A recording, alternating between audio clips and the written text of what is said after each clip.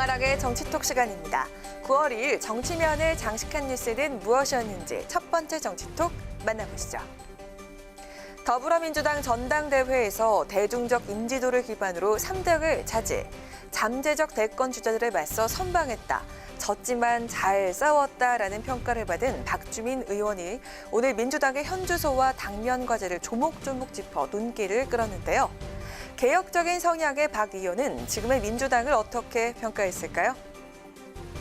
당에 여러 세대가 있습니다. 근데 이 세대가 섞이지 않고 마치 시루떡을 켜켜이 쌓아놓은 것처럼 보인다라고 말씀을 드렸었어요. 제일 위에는 이제 50년대생 분들이, 그 다음에 이제 586이 있는 거고, 저 같은 이제 40대가 뭔가 활동을 할 만한 그 여백, 공간, 기회 이런 게 상대적으로 부족했고, 다음 세대들이 좀 안 보이고 또 보이기가 참 어려운 구조였다, 이렇게 말씀드렸습니다.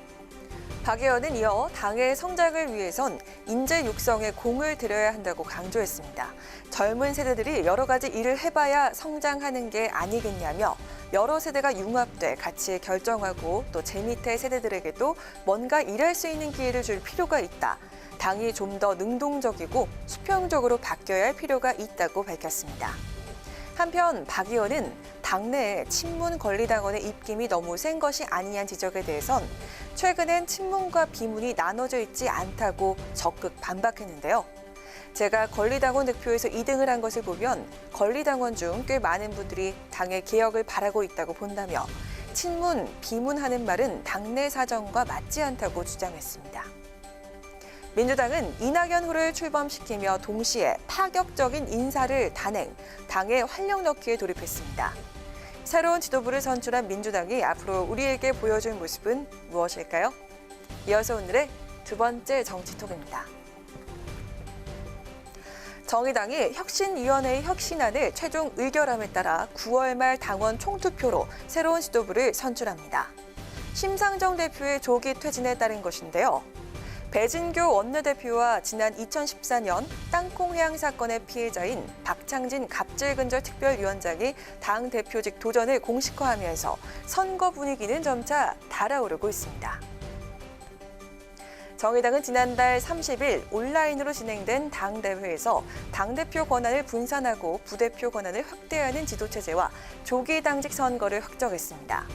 당대표 후보로는 이미 출마 선언을 마친 배진교 원내대표와 박창진 위원장을 포함해 김종민 부대표, 김종철 대변인, 양경규 전 민주노총 부위원장 등도 당대표 출마를 고심 중인 것으로 알려졌습니다. 먼저 배 원내대표는 어제 대표 출마를 선언하면서 원내대표직 사임 의사를 밝혔는데요. 진보 정치가 쌓아올린 성과 위에서 새로운 세계에 대한 상상력을 갖춘 대중적 가치정당으로 과감하게 시민들과 만나겠다라고 말했고요. 박창진 위원장은 한 사람의 의리였던 제게 많은 국민들이 손을 내밀어준 것처럼 정의당의 지지를 보내는 시민들 마음을 대변하겠다며 포부를 밝혔습니다. 당 안팎에선 당권 도전자들이 대중성과 조직력 등에서 장단점이 엇비슷해 1차전에서 승부를 가리지 못하고 결선 투표까지 갈 가능성이 크다고 전망하고 있는데요. 대표 1인과 부대표 5인을 선출하는 정의당의 당직 선거는 오는 9일부터 10일까지 후보 등록을 마친 뒤 23일부터 27일까지 온라인과 자동응답 투표로 진행됩니다. 정의당의 차기 대표는 당 혁신을 위해 임기를 1년 앞두고 조기 사퇴하는 심상정 대표에 이어 진보정당 2기 리더십을 구축해야 하는 막중한 책임을 맡게 되는데요. 정의당은 과연 연이은 선거 패배의 상처를 딛고 진보정당의 정체성과 존재감을 되찾을 수 있을까요? 마지막으로 세 번째 오늘의 정치톡입니다. 문재인 대통령이 SNS를 통해 추천도서 4권을 소개했습니다.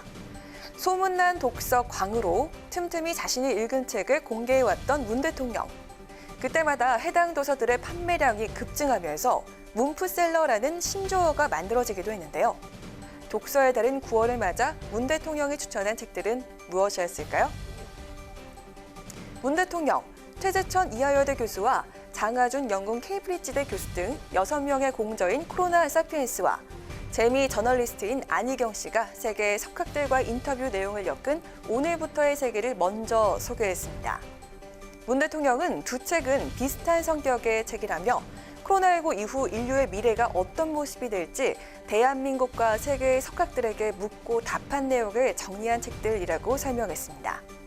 이어 코로나19 이후 우리가 어떤 삶을 살게 될지, 정부가 어떤 부분에 더 관심을 가져야 할지 가늠해 볼 수 있다고 간략한 서평을 덧붙였습니다. 김준혁 한신대 교수가 쓴 리더라면 정조처럼도 추천 도서로 꼽았는데요.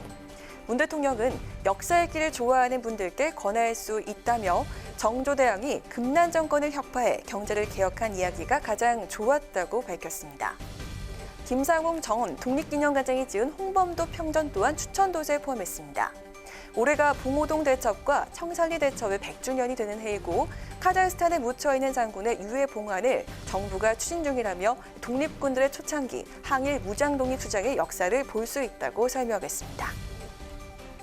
대통령의 추천 도서가 주목받는 이유, 대통령의 국정철학과 메시지가 그 속에 녹아있기 때문입니다. 이번엔 포스트 코로나 시대에 대한 고민과 함께 개혁 드라이브 의지를 드러냈다는 분석이 나오는데요. 그렇다면 문 대통령, 다음엔 어떤 책을 통해 정치적 메시지 전달에 나설까요? 지금까지 강아랑의 정치톡이었습니다.